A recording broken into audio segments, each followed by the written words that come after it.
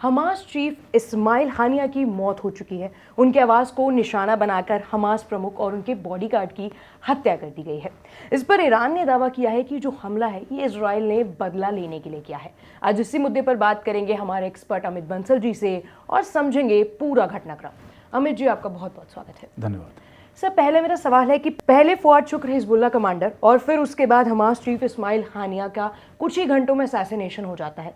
इसके क्या मायने हैं सर? देखिए, जो इजराइल हमास की लड़ाई चल रही है जी, वो लगभग अब इसको मोटा मोटा अगर हम देखें तो 8 महीने से ऊपर हो चुका है। और गाजा से बढ़कर अब ये लड़ाई पूरे मिडिल ईस्ट में फैल गई है। बिल्कुल। जहां और इस बारे में एक स्टेटमेंट मैं आपसे गौर करूंगा। 13 जुलाई 2024 को हाँ जी, इजराइल के प्रधानमंत्री बेंजामिन नेतन्याहू ने एक स्टेटमेंट दिया था, and he says all Hamas leaders are marked for death. उन्होंने कहा था कि हम, जहां इजराइल का एक एम है कि वो सारे अपने होस्टेज को छुड़ाना चाहता है, इसके साथ साथ वो ये भी चाहता है कि हमास के जितने भी लीडर्स हैं उनको मौत के घाट उतार दे। इस बीच में क्या हुआ, अभी कुछ दिन पहले हमने देखा, 2 दिन पहले एक हमला हुआ जिसमें एक इजराइल में गोलन हाइट्स के अंदर एक फुटबॉल फील्ड था, उसमें करीब 12 बच्चे मारे गए, बिल्कुल, जिसके लिए हिजबुल्लाह जिम्मेदार था।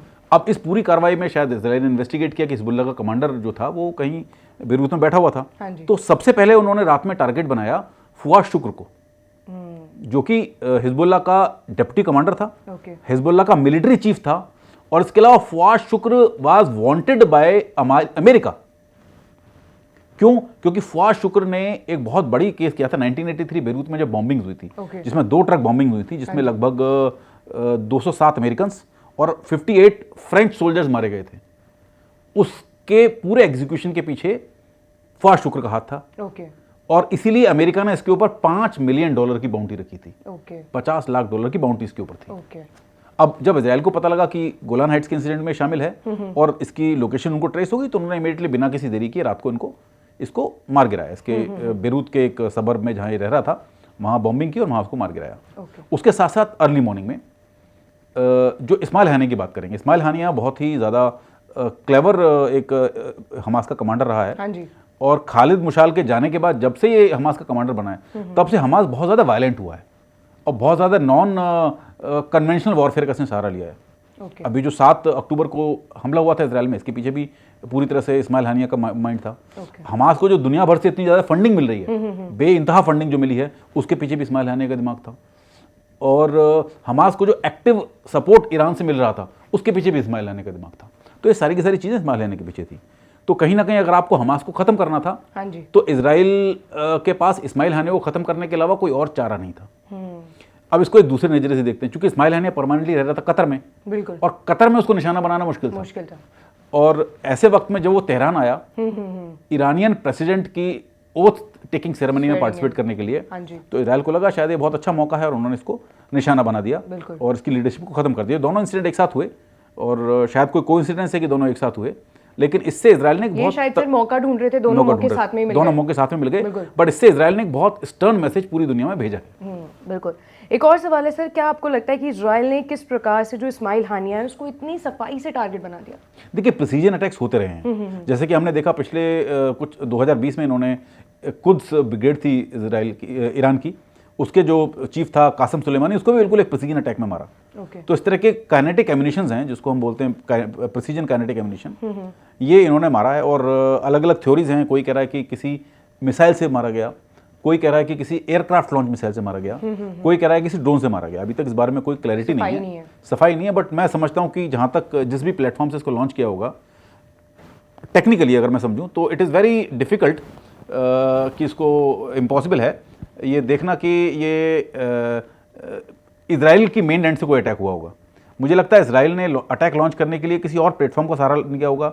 हो सकता है इसराइल के जो जंगी जहाज़ हैं या हवाई जहाज़ हैं, वो कहीं कैस्पियन सी में रहे हों, वहाँ से उन्होंने अटैक किया हो, या फिर उन्होंने किसी नॉर्दर्न एरिया से अटैम्प्ट किया हो, या उन्होंने किसी न्यूट्रल टेरिटरी से अटैम्प्ट किया हो जो कि तेहरान के करीब ही रही हो।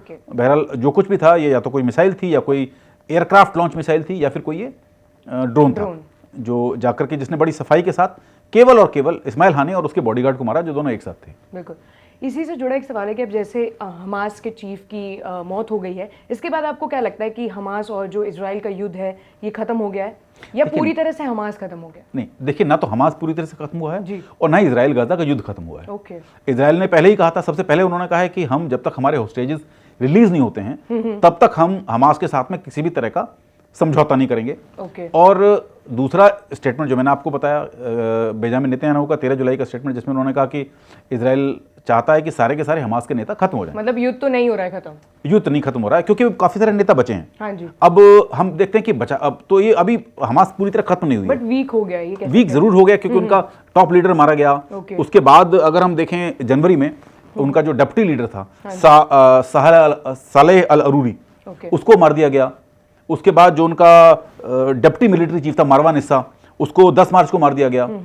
अब कहने के नाम पर कोई गिने चुने लीडर्स हैं जो बचे हैं हमास के अंदर, और उनका भी कुछ पता नहीं है। जैसे कि उनका मिलिट्री चीफ है मोहम्मद डैफ। ओके। अब मोहम्मद डैफ का क्या है कि अब 13 जुलाई को भी एक खबर आई थी कि मोहम्मद डैफ मारा गया है। अच्छा। उसके बाद से इस खबर के ऊपर कोई पुष्टि नहीं हो पाई है। अगर इसकी पुष्टि हो जाती है कि मोहम्मद डैफ मारा गया है तो फिर तो हमास की मिलिट्री लीडरशिप में कोई टॉप लीडर बचा नहीं है। बिल्कुल।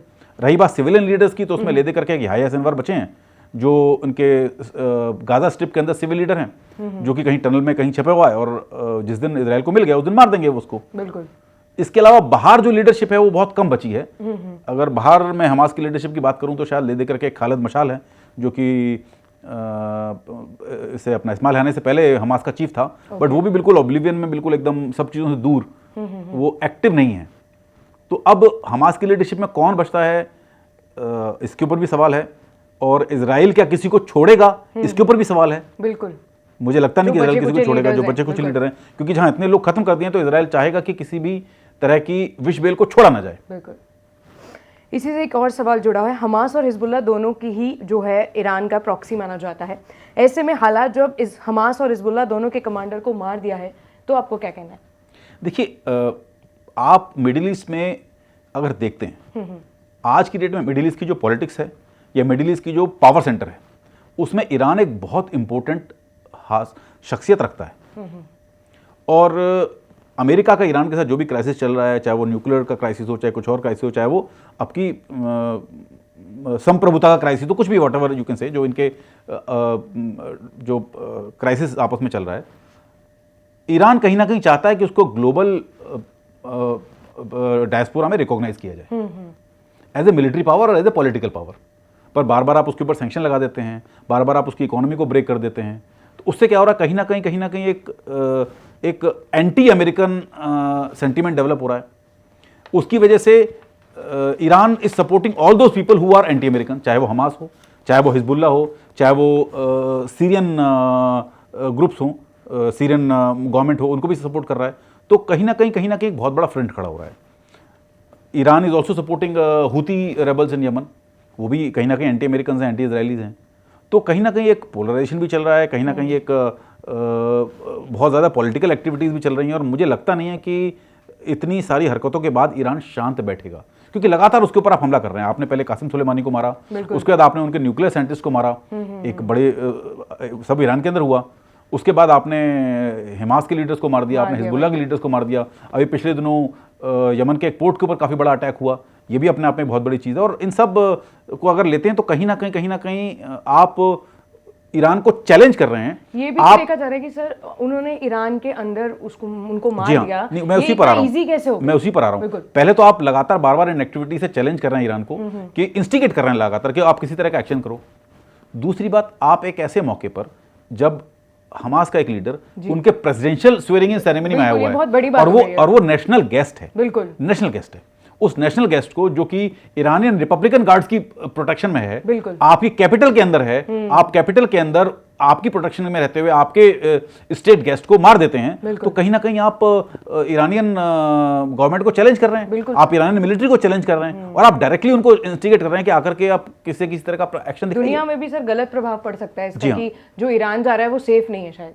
नहीं, ईरान जा रहा है सेफ नहीं है तो अलग प्रश्न है। आप यहाँ ईरान की गवर्नमेंट को डायरेक्टली चैलेंज कर रहे हैं, बिल्कुल आप उसकी संप्रभुता को डायरेक्टली चैलेंज कर रहे हैं, आप उसकी सोवरेनिटी को चैलेंज कर रहे हैं कि देखिए भाई, हमने आपकी कैपिटल में आकर के आपके स्टेट गेस्ट को आपकी प्रोटेक्शन के अंदर मार दिया, अब बताइए क्या करेंगे आप। बिल्कुल। तो कहीं ना कहीं ये इंस्टिगेट कर रहे हैं, और लगातार जो पिछले 4-5 सालों में इंस्टेंसेस हुए हैं, चाहे वो कासिम सुलेमानी की डेथ हो, चाहे वो न्यूक्लियर साइंटिस्ट की डेथ हो, चाहे वो बाकी असैसिनेशंस हों, चाहे वो हिजबुल्ला लीडर की डेथ हो, चाहे वो हमास लीडर की डेथ हो, आप कहीं ना कहीं आप डायरेक्ट इंस्टिगेट कर रहे हैं। आपको लगता है कि ईरान अब शांत नहीं बैठेगा?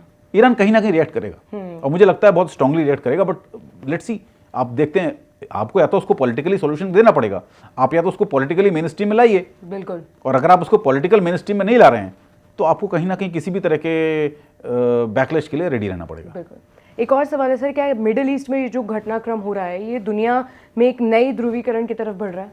जी हाँ। एक अभी देखते हैं ना, एक हमारे पास एक, जैसे हमने कोल्ड वार टाइम में देखा, कोल्ड वार टाइम में क्या था, एक रशियन लेड कोalition था और एक अमेरिकन लेड कोऑर्डिनेशन था, जिसको हम बोलते थे नाटो ईस्टर्न ब्लॉक। अब एक फॉर्मल अलायंस तो नहीं है, लेकिन एक इनडायरेक्ट अलायंस बनता जा रहा है। इनडायरेक्ट। अब इनडायरेक्ट अलायंस में क्या है, एक तरफ आपके पास अमेरिका है, इजराइल है, कहीं ना कहीं नाटो भी है, और कहीं ना कहीं इनडायरेक्टली उसमें यूरोपियन यूनियन भी शामिल है। साथ में आप यूक्रेन को भी इसमें शामिल कर लीजिए, क्योंकि यूक्रेन रशिया वॉर भी इसका एक कहीं ना कहीं हिस्सा है, बिकॉज ये जो कोalition है वो भी ये बार बार टकरा रहा है। बिल्कुल।